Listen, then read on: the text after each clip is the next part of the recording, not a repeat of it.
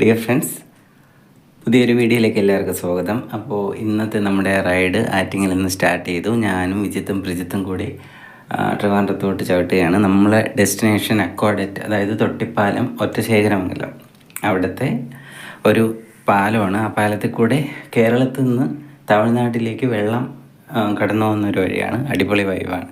അപ്പോൾ അവിടത്തേക്ക് നമ്മൾ പോവുകയാണ്. അൺഫോർച്ചുനേറ്റ്ലി വിജിത്തിന് നമ്മളോട് ജോയിൻ ചെയ്യാൻ പറ്റത്തില്ല, കാരണം അവന് തിരിച്ച് വീട്ടിൽ പോയിട്ട് അത്യാവശ്യമുണ്ട്. അതുകൊണ്ട് അവൻ കോളം വരെ വന്നിട്ട് അവൻ തിരിച്ചു പോകും. ഇതാണ് നമ്മുടെ പ്ലാന്. ഞാനും പ്രജിത്തും കൂടെ സൈക്ലോ ട്രിവിയൻസ് വൈബ് ടീമിൻ്റെ കൂടെ ജോയിൻ ചെയ്യും. ഇതാണ് പ്ലാൻ.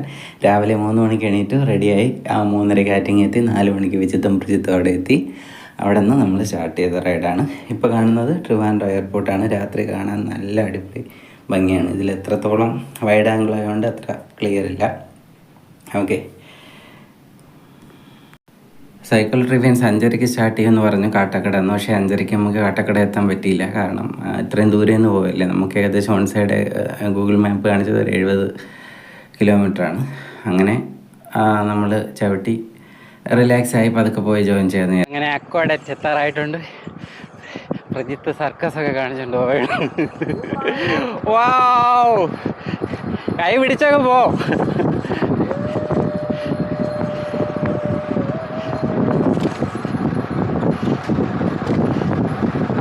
ദൂരെയാരോ പാടുകയാണ് ഒരു ദേവഹിന്ദോളം. അബേദരി, അയ്യോ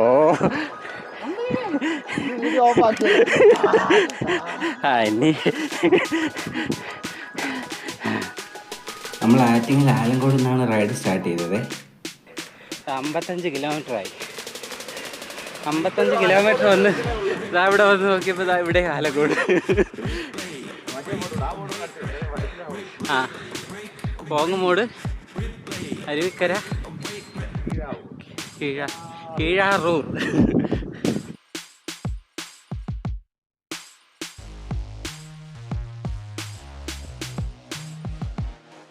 നല്ല ഇറക്കങ്ങളൊക്കെ കിട്ടി. നമ്മൾ അങ്ങോട്ട് പോയപ്പോൾ നമ്മൾ ക്ലൈംബുകളെ പ്രതീക്ഷിച്ച് പോയെങ്കിലും നല്ല റൂട്ടായിരുന്നു. നല്ല ഇറക്കങ്ങളൊക്കെ, ഒരുപാട് ഇറക്കങ്ങൾ കിട്ടി.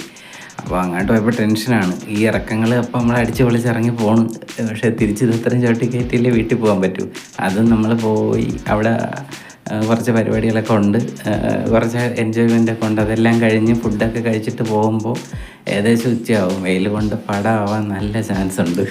അപ്പോൾ അതുകൊണ്ട് ഇറക്കം നമുക്ക് ആസ്വദിച്ചാണ് പോകണമെങ്കിലും ഉള്ളിലൊരു ഭയമുണ്ട്. കാരണം തിരിച്ച് അത്രയും ചവിട്ടി കയറ്റണ്ടേ.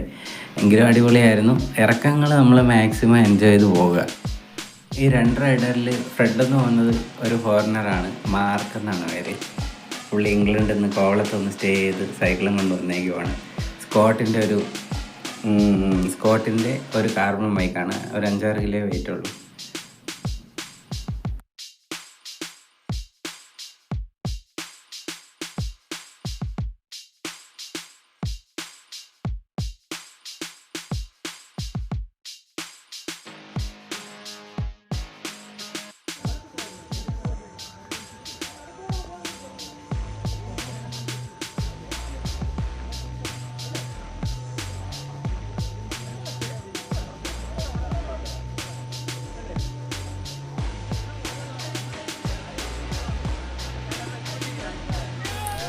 അങ്ങനെ നമ്മൾ കനാലിലെത്തി. അപ്പോൾ നല്ല ഒഴുക്കാണ് കേട്ടോ.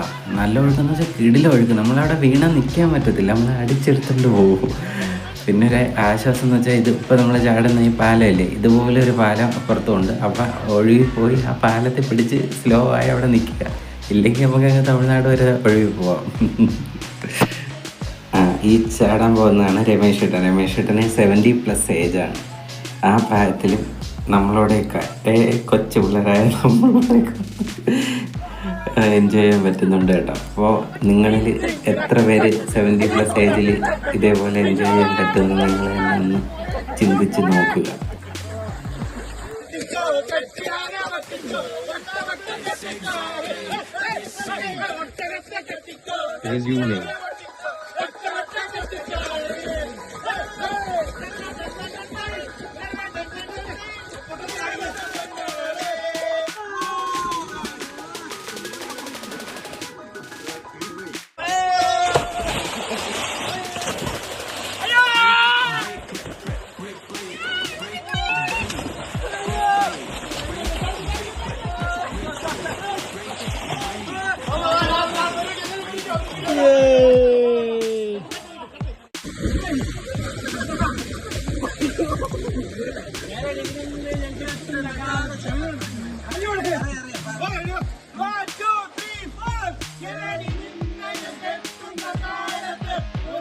Pausing. Resuming.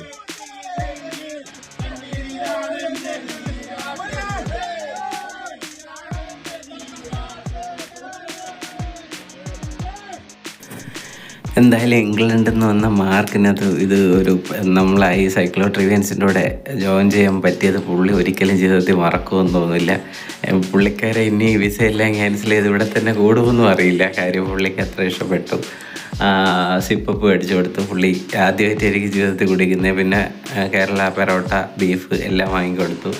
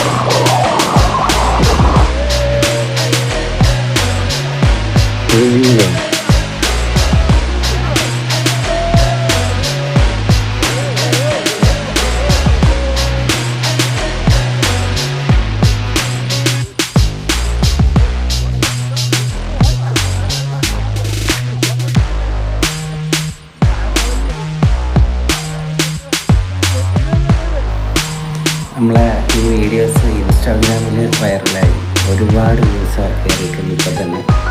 ഓക്കെ, അപ്പോൾ പുതിയ റൈഡ് വിശേഷങ്ങളുമായി വീണ്ടും കാണുന്നവരെ ബൈ ബൈ.